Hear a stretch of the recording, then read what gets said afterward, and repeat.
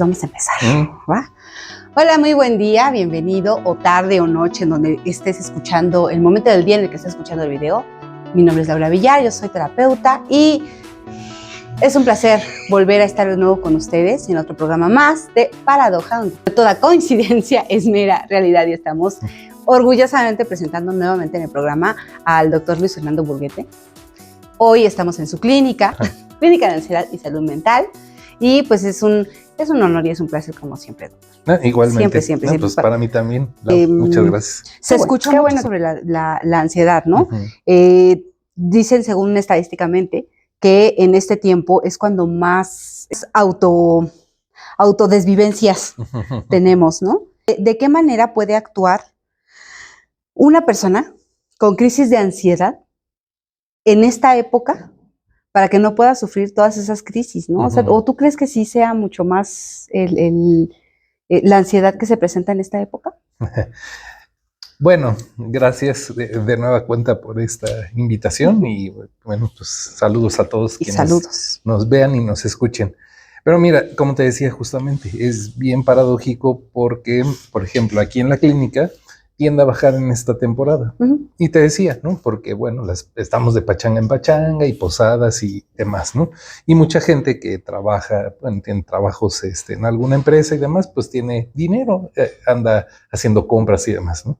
Entonces, cuando nos sentimos contentos y satisfechos, pues tenemos serotonina y dopamina y esos neurotransmisores en nuestro cerebro, en nuestro sistema nervioso central, y entonces no nos sentimos tan mal, y entonces por eso baja la consulta. Pero como bien lo dices, hay este tipo de enfermedades que se llaman estacionales y que tienen que ver con estos elementos, ¿no? Contextuales, por ejemplo, que hay menos luz, pero sobre todo la parte que nos importa es, o bueno, no que nos importe, sino la parte que creo que explica muchas cosas, es que en esta temporada solemos, culturalmente, reunirnos con la familia, estar juntos, ¿no?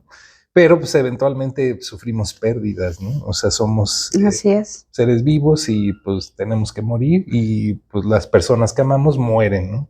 Entonces, pues eso llega a generar mucha depresión, entre otras cosas, en estas temporadas, pero justamente por eso, ¿no? Porque es cuando resentimos las pérdidas, porque es cuando solemos juntarnos y de pronto los que estaban, pues ya no están, y ese tipo de cosas, ¿no? Y para saber específicamente sobre la ansiedad, ¿no? Para que los demás conozcan qué es la ansiedad, porque no es el que todo te da ansiedad, ¿no? Ahorita es como la palabra estrella, me dio ansiedad, y entonces todo te da ansiedad. Pero en realidad, ¿qué es la ansiedad y cuándo sabemos? Cuando ya es un signo de alerta y cuando, pues solamente es como, pues en un momento del día, ¿no? Cuando es momentánea y cuando ya es enfermedad. Miedo, como la ira, como, en fin, ¿no? Pero tal vez la forma más fácil de reconocerla y propiamente definirla es diferenciándola del miedo, porque a veces parece que sentimos lo mismo cuando estamos ansiosos y cuando tenemos miedo, pero con el miedo tenemos claro qué cosa nos está generando el miedo, ¿no? Si ahorita cayera una tarántula aquí, ¿no? Y estuviera ahí caminando, pues tú y yo vamos a sentir miedo, pero sabemos que es de este animalito que está ahí, ¿no? Y bueno, en la medida en que nos vayamos o que la retiremos o lo que sea, vamos a resolver la situación del miedo. Pero con la ansiedad no, o sea, con la ansiedad no siempre es claro el factor que nos está generando esa emoción en especial, que se siente muy parecida al miedo, y tiene el carácter anticipatorio, siempre es eso, ¿no? O sea, la ansiedad se relaciona mucho con suponer que algo malo, en general, puede llegar a ocurrir, algo catastrófico. Por eso también es muy factible que en estas temporadas haya ansiedad, por la incertidumbre que genera el año nuevo, ¿no? Muchas empresas tienden a pasar malos momentos en esta época, entonces hacen recortes de personal, las personas pueden pues empezar mal el año por la pérdida de empleo. Sí, exactamente, ¿no? Pues siempre en esta época hacemos objetivos o propósitos para el siguiente año, Y pues bueno, también en ese intento de hacer o de darle certidumbre al año venidero, pues bueno, estamos resolviendo un poco el tema de ansiedad, pero la verdad es que no. A veces el problema es que planteamos objetivos ciertamente lejanos a nuestra realidad y propiamente ya son generadores de ansiedad, porque una parte de nosotros supone que va a ser difícil de alcanzar, ¿no? A veces queremos ser fit, ¿no? Del año sí, 2025 exactamente, los propósitos, ¿no? Y está lejano. Bueno, o sea, hay personas que se dedican a eso, a tener actividad física regular, pero pues, los que no... Pero un simple mortal que está empezando, pues ¿cómo, verdad? ¿Cómo va a ser fit? Exactamente. ¿No? Y bueno, mira, cualquier patología mental, el punto para saber en qué momento ya es un problema es cuando ya afectó mi funcionalidad. O sea, cuando yo ya no quiero salir a la calle, cuando me cuesta mucho trabajo ir al trabajo y me ausento. Entonces ya está afectando esas actividades del día a día. Entonces ya es momento de ponerle atención a lo que, pues sí, a lo que está sucediendo.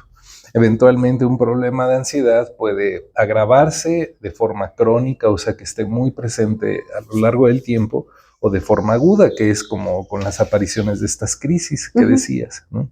Y bueno, pues hay muchas formas de resolver una crisis, bueno, al menos de aliviarla, y pues ahí tenemos técnicas que van desde la respiración, técnicas cognitivas, ¿no?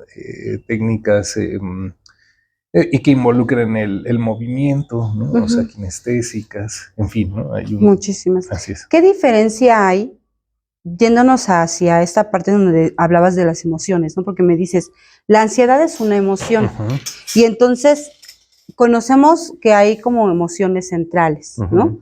Tenemos la alegría, la tristeza, el miedo, la vergüenza, ¿no? Pero como que no alcanzamos a dimensionar porque no tenemos la cultura del aprender, del autoaprendizaje, el qué es una emoción y qué es un sentimiento. Y la ansiedad, exactamente dónde se coloca, ¿no?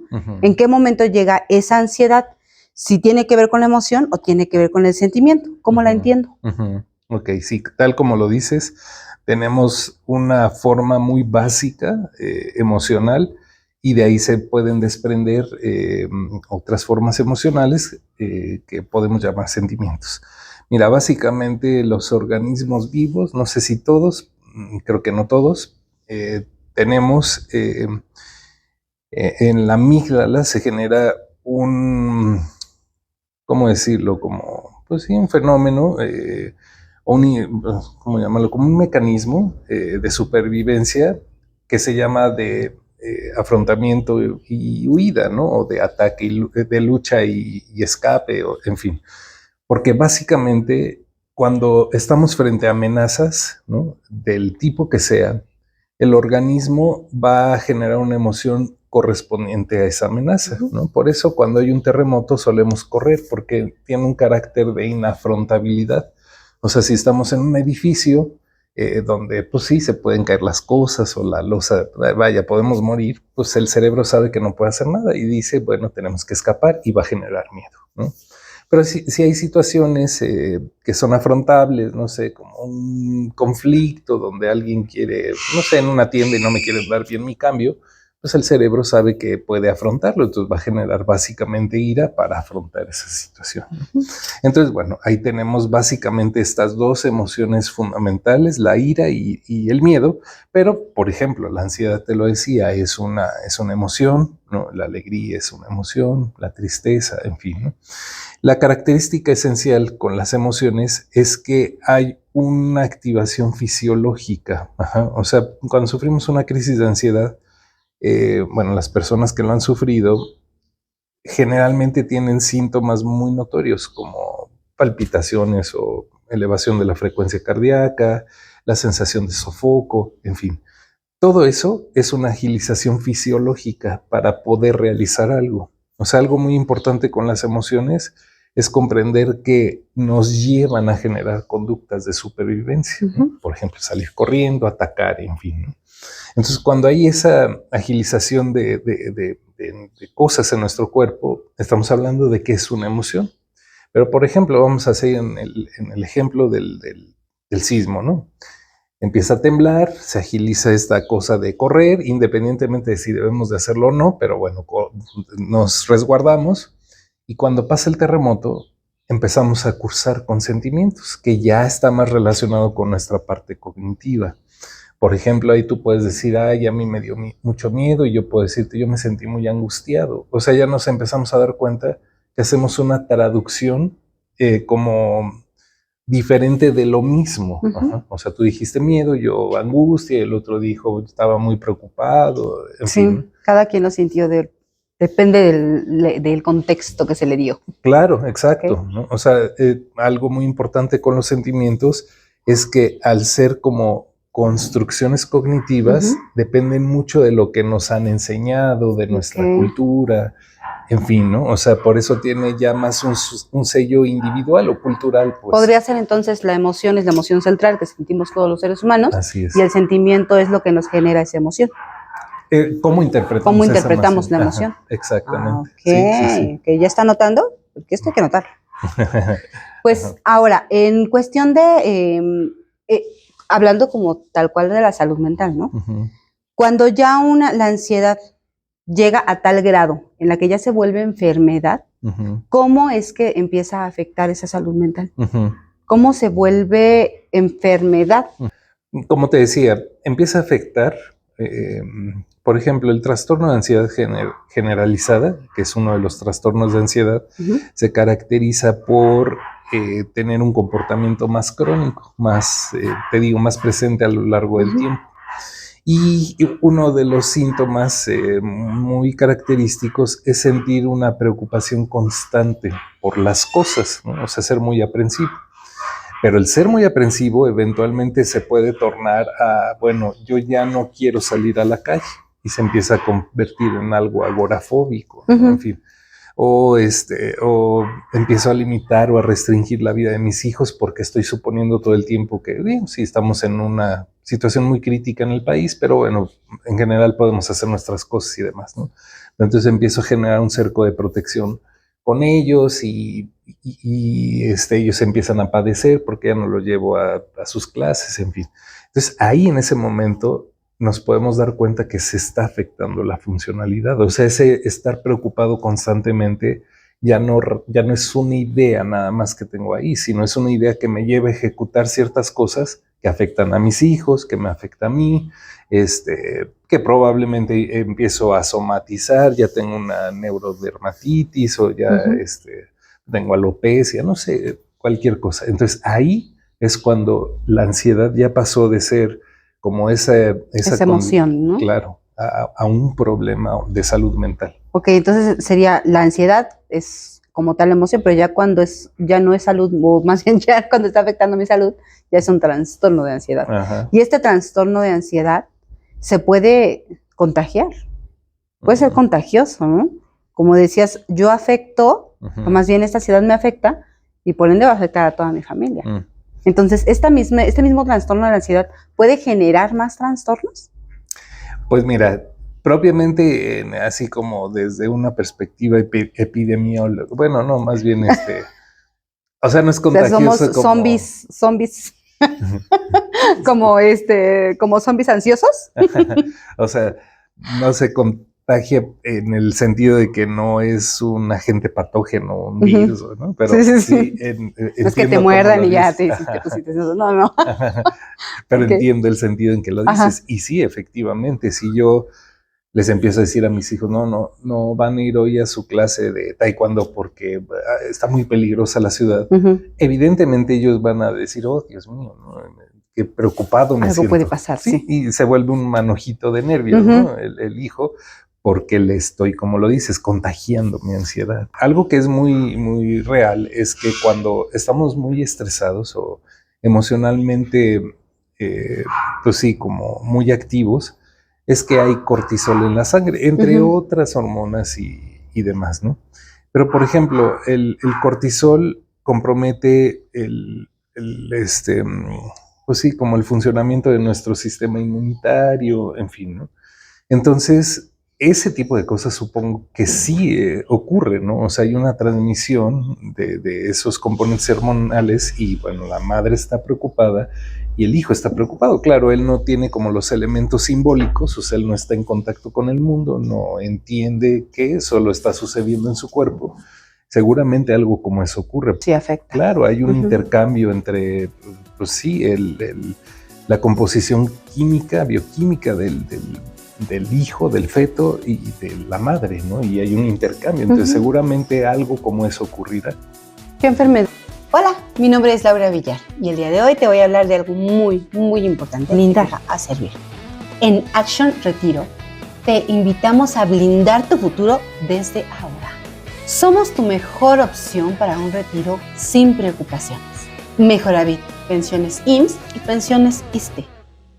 Retiro por desempleo.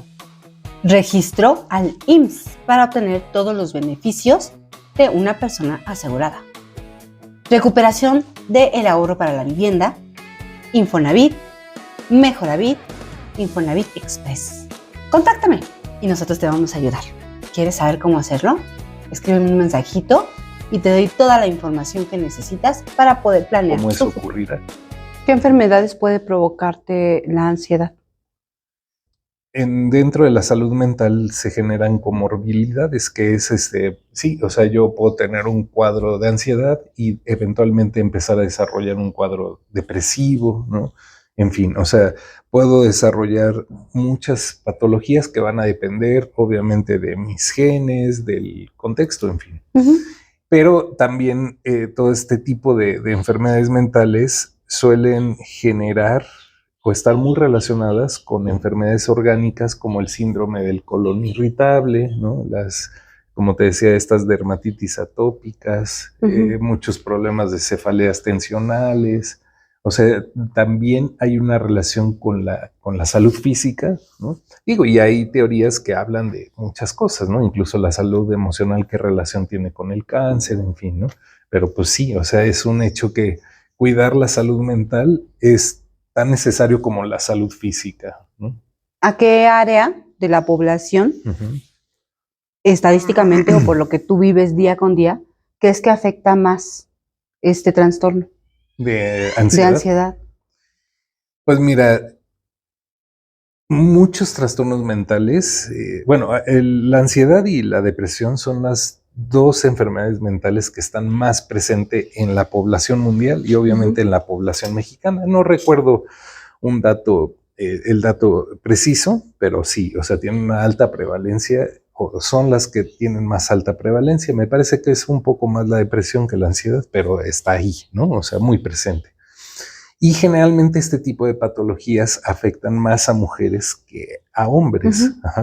La tasa de suicidios, por ejemplo, de un agravamiento de las depresiones está más presente en hombres que en mujeres, ¿no? O sea, en fin. Pero sí es más o menos cómo se comportan estas patologías dentro de nuestra sociedad. ¿Algunas técnicas que podamos realizar para no llegar a eso? Porque podemos decir, bueno, ya si tengo trastorno de ansiedad, pues ya voy hacia un especialista. Pero, ¿y si lo hiciéramos al revés? Y si mejor en el momento en el que ya estoy sintiendo que esta ansiedad ya me está causando problema, ¿cómo le hago para no llegar a un trastorno? Bueno, mira, déjame echarme un gol antes de... Gol. Hicimos un instrumento aquí en la clínica, se llama Deseómetro. Son 25 preguntas, pero que están formuladas como deseos, así como, desearía no sentirme tan triste, ¿no? O desearía, así, ¿no? Como 25 deseos. Entonces tú lo calificas, ¿no? Como desde 0 al 4, ¿no? ¿Como el violentómetro? Ajá, que exacto, va, algo así. Ok.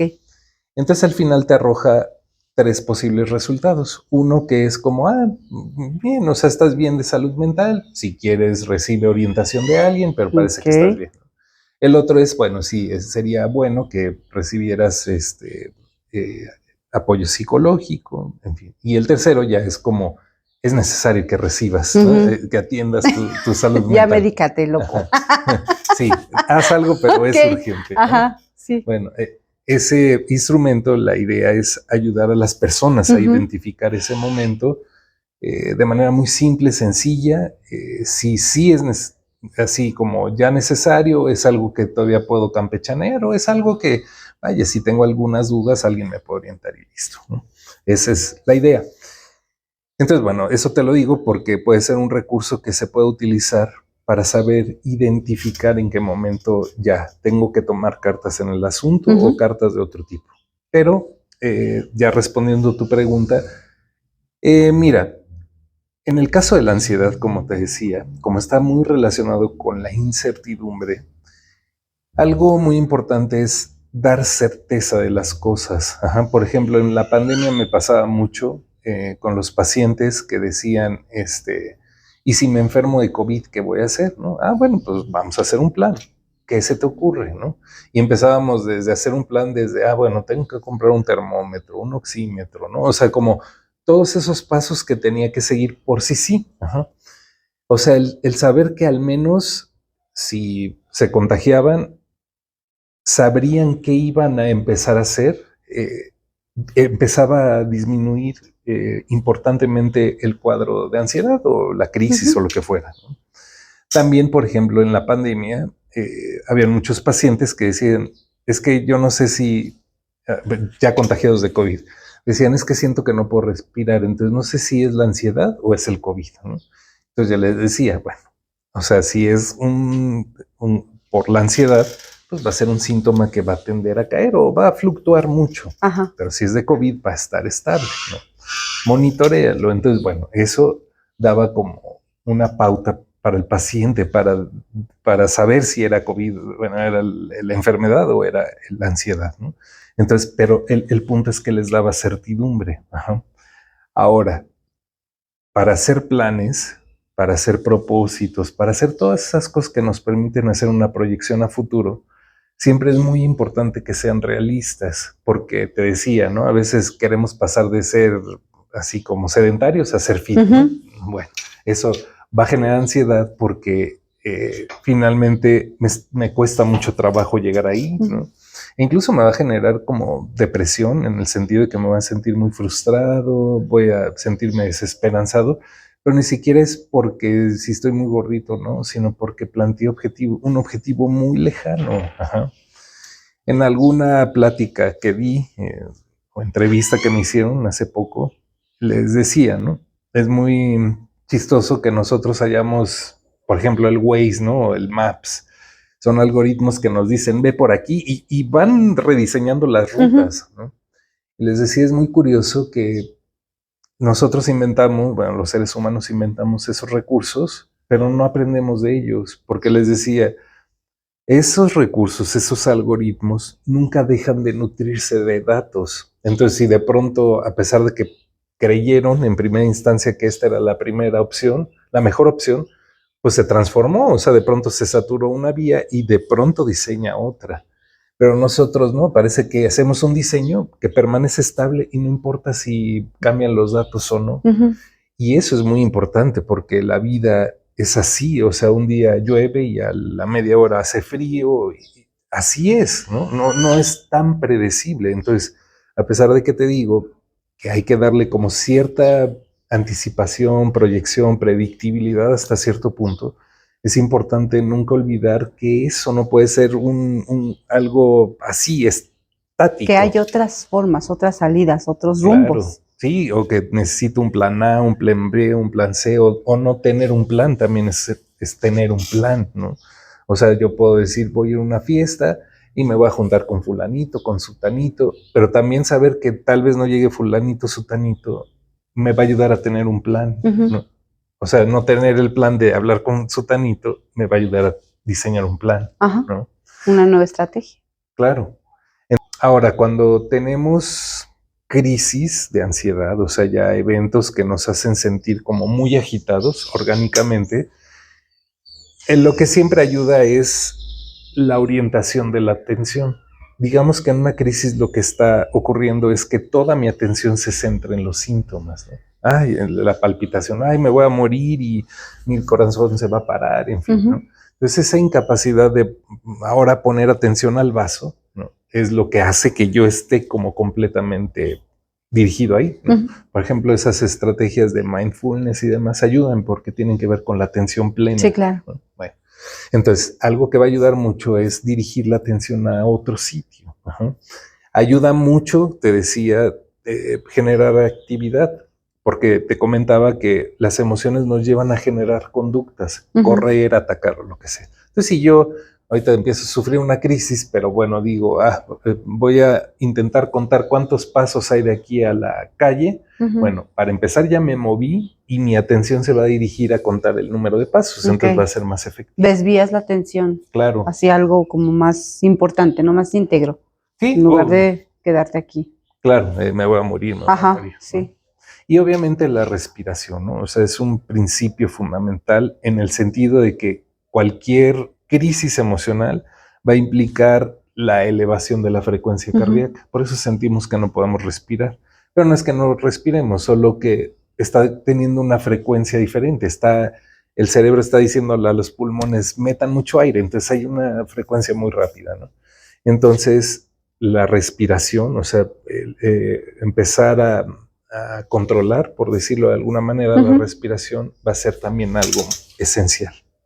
Entonces, básicamente, pues ese podría ser un botiquín, ¿no? Sí, así es. De recursos frente a una crisis o a un estado de ansiedad. Pero pues para eso necesitamos venir con expertos, no es cualquier cosa.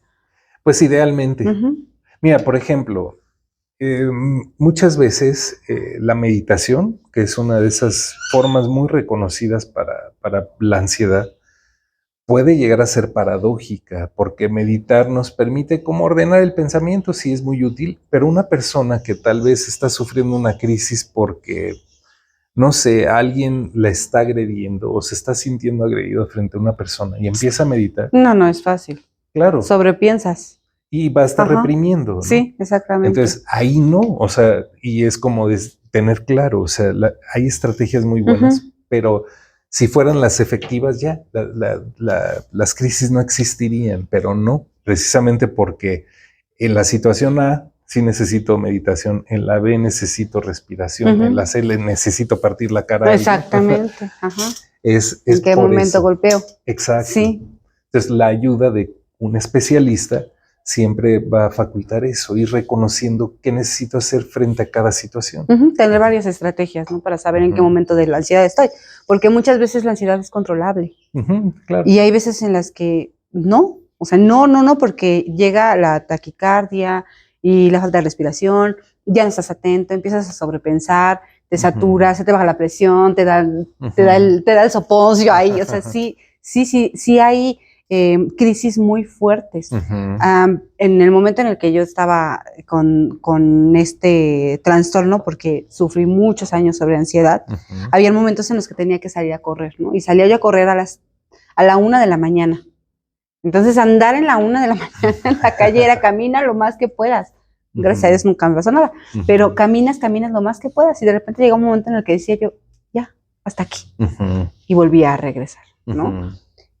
Obviamente, pues ojalá que no les pase eso, ni que quieran salir a las 3 de la mañana a correr, pero pues muchas veces cuando estamos en un lugar donde es como más cerradito, ¿no? Como los lugares estos donde son ya, se me fue la palabra, las villitas, los fraccionamientos, ahí pues sí te puedes salir a correr, pero si estás así en cualquier lado, pues no, ¿verdad? Entonces sí es muy importante que sepamos qué grado de ansiedad tenemos, y cómo controlarlos, porque algo muy cierto que acabas de decir, o sea, la gente dice es que no puedo controlar la ansiedad porque creen que solamente hay una forma de, y no se dan cuenta, como esta aplicación que dices, las miles de posibilidades que hay. Y yo creo que uno de los problemas más grandes es que no nos conocemos y que no conocemos ni siquiera esa emoción central, el miedo. Sobre todo, o sea, hay mucha gente que dice, el miedo es malo. Pero no se da cuenta es que es una emoción central y que el miedo te va a generar espera, aquí. O sea, que el miedo es como esas antenitas de vinil para que sepas hacia dónde caminar. ¿Cómo no sé si has tenido esa oportunidad de trabajar con niños? ¿Cómo le muestras, porque me voy al inicio, que siempre debe ser mejor, todo desde la raíz, cómo trabajo con un niño para que tenga inteligencia emocional y no llegue a esto? Mira, sí he trabajado con niños, pero no, o sea, no soy especialista en ello, pero soy papá, ¿no? Y por ejemplo... Es más especialidad, ¿no? Sí, es mucho más complicado. Pero creo que algo que siempre, un gran error que cometemos los adultos